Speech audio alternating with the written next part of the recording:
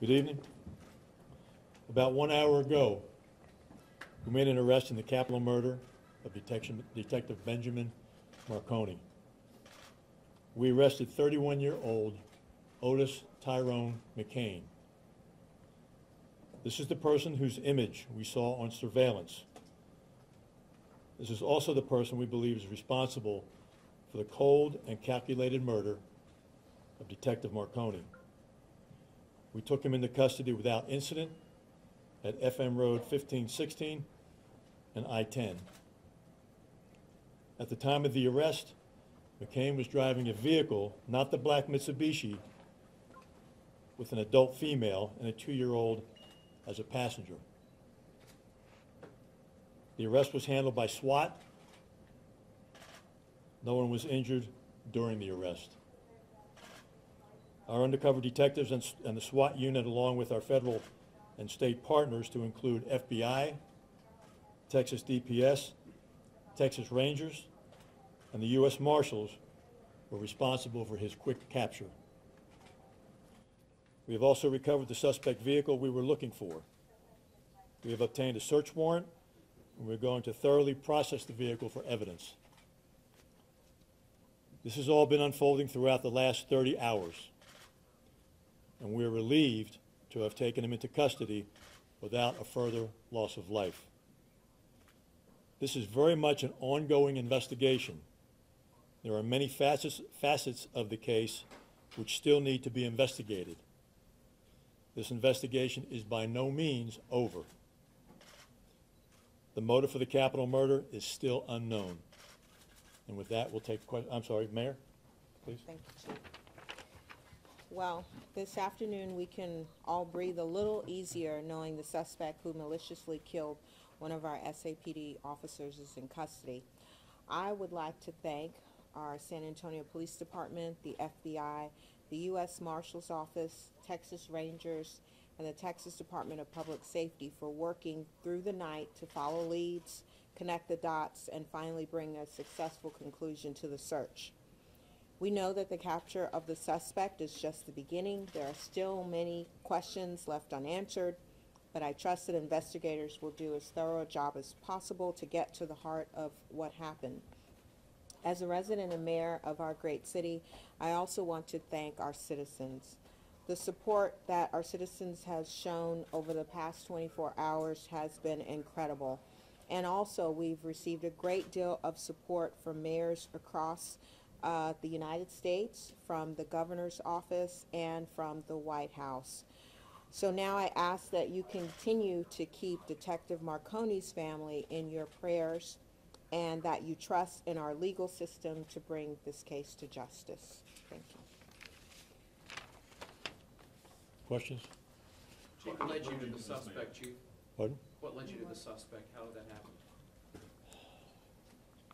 I'm not going to get too, I'll answer it as best I can, but I'm not going to get too much into the investigative techniques. Detectives following up on leads, a variety of leads, is what led us to the suspect. Chiefs, what are the emotions that you're going through right now? Relief, a lot of relief. Everyone is relieved. I don't think anyone slept last night, and I think everyone's looking forward to a good night's sleep tonight, but it was relief. Chief, when he was arrested, does he have a record here with the police department? He does have a history. Chief, so he is a resident of San Antonio? Anything to officers? Yes, he is a resident of San Antonio. When he was arrested, did he say anything to officers? I don't know. Chief, where was the black car found? It was found on the shallow west side. Had it been dumped, or was that at his house? It was parked near where he lived. He said why he killed him? Pardon? He said why he killed him? I don't know that. I don't know what's been taking place in the interview. Has the gun been recovered? I don't know. Did the arresting officers know they were pulling over the suspect in the vehicle when they found him? Yes. Where is he from? San Antonio? I don't know where he's from originally, but he lives in San Antonio currently. Where do you go from here? You mentioned it's not over yet, but how do you reassure your officers that they're okay going forward? Well, the fact that he's been taken into custody, that does not negate the fact that there are people out there who are still targeting police officers. So our officers will always be vigilant and on guard for that. How many tips from the community did you guys get? Pardon? How many tips from the community did you guys get? I don't know. But we did get a lot, but I don't know the exact number. Was it a tip from the community that led to this arrest? No. Special Agent in Charge, Combs, can you talk to us real quick? Sure. Sir, what role did the FBI play in this? Did the Fusion Center and the technology that y'all have employed play a role in this? Sure. We brought to bear the full resources of the FBI to include our national assets back at Quantico to assist the chief. San Antonio Police and the FBI work very closely every day. Just last week, we had a joint meeting with the police chief and the mayor with the community leaders to talk about issues of relations with law enforcement. So we had a full effort nationwide along with other federal partners. Okay, did I hear you right? You ramped up Quantico? Yes, sir. So we had Quantico involved. We had assets throughout the country working on leads that were generated from San Antonio Police that we ran down. Chief, have you spoken with the detective's family since the arrest? I have not. It happened an hour ago. Was he acting solo? We don't know.